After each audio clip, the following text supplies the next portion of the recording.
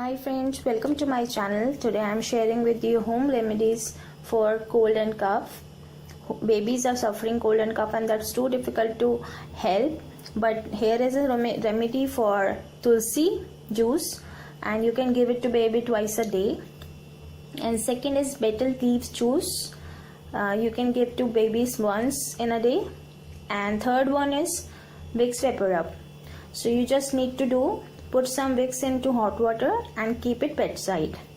And make sure that you will do this before bedtime so that baby is freed from the congestion and also get good sleep.